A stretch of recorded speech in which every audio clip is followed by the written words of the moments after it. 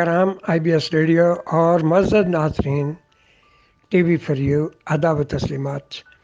ہم اس سے پہلے اعلان کر چکے ہیں کہ حسب توفیق میں ہم ون مین شو کریں گے، اور ابھی سے ہم ایک بات بہت خوشی کی پہنچانا چاہتے ہیں کہ انشاءاللہ تعالی بہت قریب ہے وہ وقت جب حسب توفیق میں ایک بہت ہی فنکارانہ صلاحیتوں کی ٹیم ہوگی جو کہ اس کو پروان چڑھائے گی۔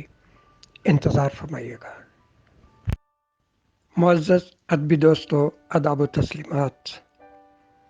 ہمارے شاعری کے بہترین گروپ دل ناداں کی انتظامیہ نے، جو کہ ہر وقت اسی سوچ میں رہتی ہے کہ کوئی ایسا انتخاب کیا جائے جو کہ IBS ریڈیو اور ٹی وی فار یو کے سننے اور دیکھنے والوں کے لیے بہترین ہو، تو آج کا جو انتخاب انہوں نے بھیجا ہے اس کے لیے ہم اگلا قدم جو اٹھانے جا رہے ہیں وہ ہم بتائیں گے آپ کو کہ کس کا انتخاب ہے۔ IBS ریڈیو اور ٹی وی فار یو کا مقبول ترین پروگرام سپر سٹارز، جس میں بہت ہی پیارے انداز میں بڑی اچھی شخصیات شامل ہو رہی ہیں۔ دن بدن یہ ترقی کی راہوں پر چل رہا ہے، اور ہم آج سپر سٹارز میں جس شخصیت کو لا رہے ہیں وہ ہے بہت ہی ادب کی پرستار، اچھی ووکل اور اچھی شاعرہ۔ آئیے ہم مل کر اس کا استقبال کرتے ہیں، اور وہ ہے سعدیہ کوکب قریشی۔ معزز ادبی دوستو، سعدیہ کوکب قریشی کی اس تصویر پہ ہم نے ان کی پہلی پوسٹ جو لگائی تھی اس پہ کوئی تذکرہ کیا تھا، تو آج وقت آ گیا ہے کہ ہم ان کی شرارتوں، بچپن کی یادوں کو اردو ادبی محفل میں لے کے چلتے ہیں، اور وہاں ایک پروگرام ہے یاد ماضی، تو اس کے ذریعے ہم ان کی شرارتوں اور ان کی شاعری کو دل ناداں کی جانب سے آپ تک پہنچانے کی کوشش کرتے ہیں۔ شکریہ۔ معزز ادبی دوستو، آداب و تسلیمات، تعظیم و تکریمات۔ میں ہوں سعدیہ کوکب قریشی، ایبٹ آباد، پاکستان سے۔ میں شاعری کے بہترین گروپ دل ناداں کی انتظامیہ کی سپاسگزار ہوں کہ انہوں نے میری شاعری کا انتخاب کر کے IBS ریڈیو اور ٹی وی فار یو کی جانب بھیجا ہے۔ تو معزز سامعین و ناظرین، میری خواہش ہے کہ میری شاعری کو IBS ریڈیو اور ٹی وی فار یو کے پلیٹ فارم سے پذیرائی ملے۔ کوشش کیجیے گا کہ زیادہ سے زیادہ میرے کلام کو آگے شیئر کریں، اور IBS ریڈیو اور ٹی وی فار یو کے چینل کو سبسکرائب کیجیے، کیونکہ ہم جیسے حساس شعراء و ادباء اور فنکاروں کا اثاثہ یہی ہے کہ آپ ہمیں اپنی قیمتی آراء سے آگاہ کرتے رہیں۔ بہت شکریہ۔ اردو ادبی محفل کا پروگرام گزشتہ سے پیوستہ میں یاد ماضی کا وہ حصہ جو کہ ہر انسان کی یادوں میں بستا ہے، اور کوئی نہ کوئی ایسی یاد ہر وقت ستاتی ہے، اور اس یاد کی وابستگی اس کی تمام تر زندگی کے ساتھ محرک رہتی ہے۔ تو انہی یادوں میں سے ہم آج سعدیہ کوکب قریشی کی شرارتوں پہ مبنی ایک پروگرام ویڈیو میں آپ تک پہنچاتے ہیں، اور یہ بھی آپ کو بتاتے چلیں کہ خیال رکھیے گا سعدیہ کوکب قریشی اکیلی نہیں ہے، ان کے ساتھ ان کا کوئی اور ساتھی بھی ہے، وہ خود آپ کو بتائیں گی۔ تو آئیے ہم IBS ریڈیو اور ٹی وی فار یو میں یہ پروگرام لے کے چلتے ہیں۔ السلام علیکم، میں سعدیہ کوکب قریشی، ایبٹ آباد، پاکستان سے آج ایک اپنی چھوٹی سی نظم آپ کے لیے لے کر آئی۔ عرض کرتی ہوں، کتنے اچھے دن تھے وہ، کتنا میٹھا بچپن تھا، کتنے اچھے دن تھے وہ، کتنا میٹھا بچپن تھا۔ سر تکیے پر رکھتے ہی نیند کی پریاں لے اڑتی تھیں، لیکن کتنے برسوں سے تیری یاد سے لڑتے لڑتے، نیند کا رستہ تکتے تکتے، رات آنکھوں میں کٹ جاتی ہے، رات آنکھوں میں کٹ جاتی ہے، رات آنکھوں میں کٹ جاتی ہے۔ بہت شکریہ۔ سب کی باتیں سنی، بہت زیادہ مزہ آیا، اور میں سوچ رہی تھی کہ میں ایسا کیا ڈسکس کروں آپ کے ساتھ کہ سب کے چہروں پر ہنسی بھی آ جائے اور کچھ سبق بھی مل جائے۔ باتیں تو بہت سی انسان کی زندگی میں ہو جاتی ہیں جن کو بندہ کبھی بھلا نہیں پاتا۔ میری زندگی میں بھی کئی ایسے واقعات ہیں جن پہ اکثر اوقات بندے کی جو ہنسی ہے اس کو کنٹرول کرنا مشکل ہو جاتا ہے۔ تو ایک چھوٹا سا واقعہ بھی مجھے یاد آیا جو میں آپ لوگوں کے ساتھ شیئر کرنا چاہوں گی۔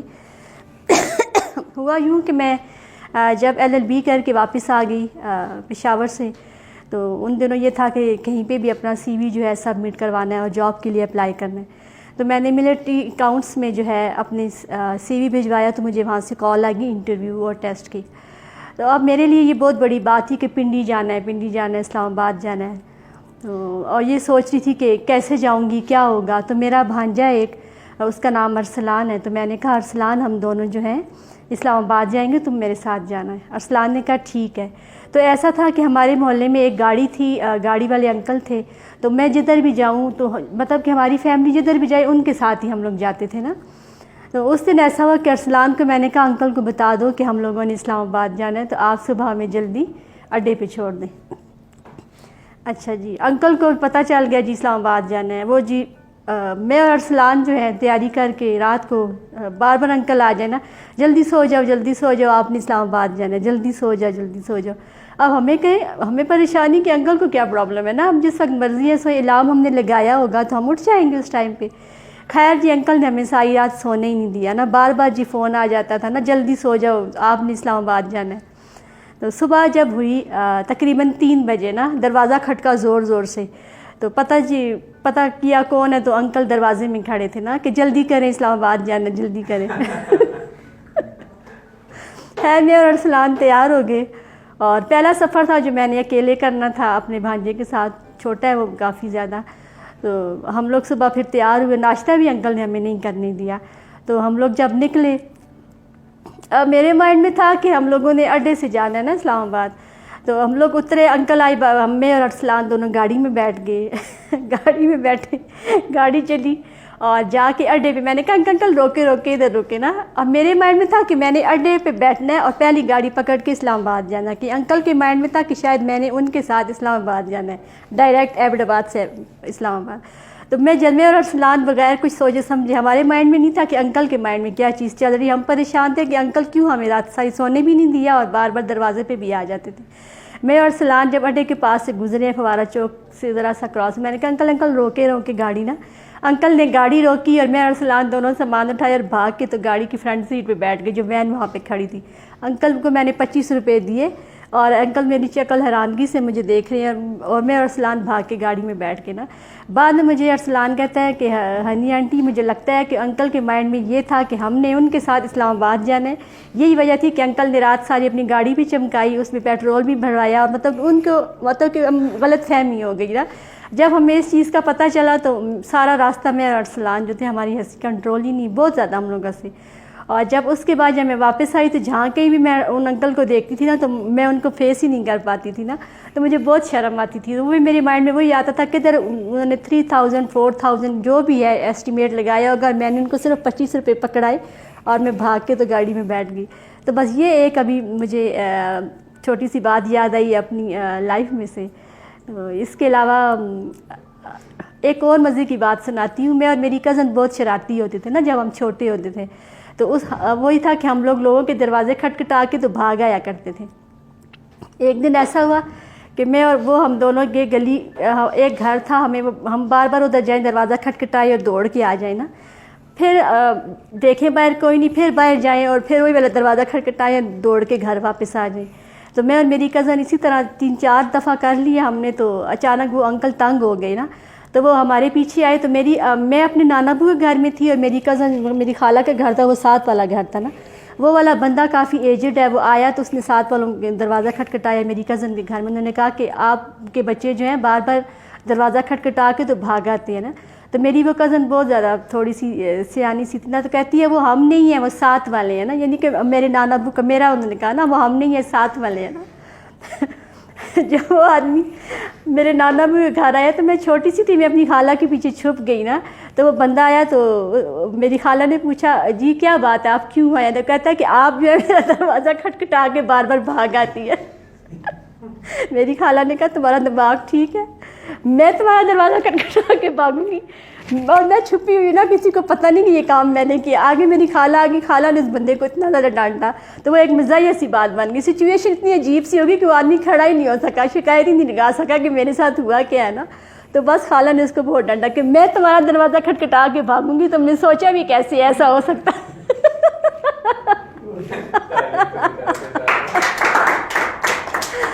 تو بس یہ کچھ چھوٹی چھوٹی سی باتیں جو مجھے ابھی ایک دم سے یاد آئی ہیں تو میں نے کہا آپ کے ساتھ شیئر کرتی ہوں. بہت شکریہ. سلامت رہیں. معزز سامعین، IPS ریڈیو اور TV فار یو، آداب و تسلیمات. میں ہوں سمیرہ رفیق. TV فار یو اور IPS ریڈیو کے توسط سے اپنی تخلیقات پیش کرنا یقیناً اعزاز کا باعث ہے، کیونکہ ہم جانتے ہیں اس کاررواں کے سرپرست اعلیٰ محترم جناب بشیر شاد صاحب کسی بھی تعارف کے محتاج نہیں ہیں. آپ کے افسانے، ناولز اور شاعری ہمارے سامنے ہیں. ادب کے لیے آپ کی خدمات کا طویل عرصہ 50 سال پر محیط ہے، اور اب تک ہم دیکھتے آ رہے ہیں کہ آپ حقائق فورم پر افسانوی ادب کی آبیاری کے لیے برسوں سے کوشاں ہیں. اس کے علاوہ پنجابی سنگت میں دنیا بھر سے پنجابی شاعری کے پرستاروں کو اظہار کا موقع میسر آ رہا ہے. کالم نگاری کو بھی بشیر شاد صاحب نے اپنے پلیٹ فارم سے فروغ دیا ہے، اور اب ہم دیکھ رہے ہیں IPS ریڈیو اور TV فار یو کے ذریعے دل نادان شاعری کے گروپ سے خوبصورت کلام ہماری سماعتوں کی نظر کیا جا رہا ہے. احباب جو یہ ویڈیو سن رہے ہیں، آپ سے التماس ہے کہ محترم جناب بشیر شاد صاحب کی ادبی سرگرمیوں اور خدمات میں اپنا حصہ ڈالیں، اور اس کاررواں کے ساتھ آگے بڑھتے ہوئے TV فار یو کو سبسکرائب کیجیے اور دوستوں کے ساتھ شیئر کرنا نہ بھولیے گا. بہت شکریہ.